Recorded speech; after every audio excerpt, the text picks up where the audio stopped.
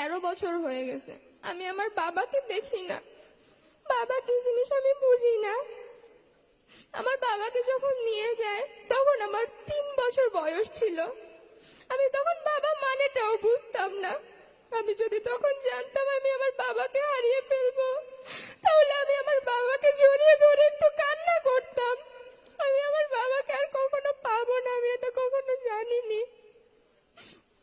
আমার বয়সটা যখন বাবার হাত ধরে ফুটপাত দিয়ে হেঁটে হাঁটা শিখায়, সেই বয়সটায় আমি আমার মায়ের হাত ধরে বাবার ছবিটা বুকে নিয়ে আমার বাবাকে দাঁড়ে দাঁড়ে খুঁজেছি, কিন্তু আমি আমার বাবাকে কোথাও পাইনি। আমি আমার বাবাকে ফেরত চাই, আমি আমার বাবার হাতটা একটু ধরতে চাই। আমাকে আমার বাবার হাতটা ধরার সুযোগ করে দেওয়া হোক। আমি স্বেচ্ছাসেবক দলের প্রতিষ্ঠা বার্ষিকীর দিন এই মঞ্চে দাঁড়িয়েই বলেছিলাম, তারেক রহমান চাচ্চু খুব শীঘ্রই দেশে ফিরে আমার বাবার সাথে কি হয়েছে সেটার বিচার করবে। আজ চাচ্চু আমার পাশে বসে আছে, আজও আমি সেই একই কথা বলবো। আমার বাবা সহ আমার সকল চাচ্চুদের সাথে কি করা হয়েছে, তাদের কি অপরাধ ছিল সেটা খুঁজে বের করবে, এবং কারা তাদের সাথে এরকম অন্যায় করেছে তাদেরকে এই বাংলার মাটিতে উপযুক্ত শাস্তি দিবে। 5 আগস্টের পর তো সবার জন্য দেশ স্বাধীন হয়েছে, কিন্তু আমাদের জন্য স্বাধীন হয়নি। আমরা আমাদের বাবাদের এখনো পাইনি।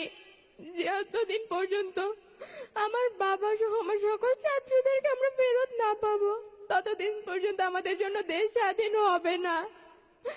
আমরা এই স্বাধীন দেশে হাঁটতে পারবো না, ততদিন পর্যন্ত বলবো না আমরা স্বাধীন, কারণ আমরা আমার বাবাদেরকে পাইনি, আমরা তাদের হাতটা ধরতে পারিনি। আমাদের হাজারো কথা, হাজারো স্বপ্ন, হাজারো ইচ্ছে মাটি চাপা পড়ে গেছে। বাবাকে নিয়ে হাজারো কথা ছিল যা বাবাকে বলা হয়নি, সুযোগ পাইনি বাবাকে বলার।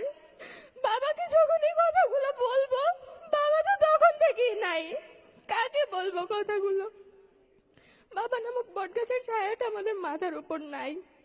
আমি আশা করব তারেক রহমান চাচ্চু সেই বটগাছের ছায়াটা হয়ে আমাদের পাশে থাকবে। আমার এতটুকুই চাওয়া চাচ্চুর কাছে, তিনি আমাদের পাশে থাকুক, আমাদেরকে একটু দেখুক। আমরা বেশি কিচ্ছু চাই না, আমরা শুধু বাবার আদরটুকু চাই, আর কিচ্ছু আমাদের প্রয়োজন নেই।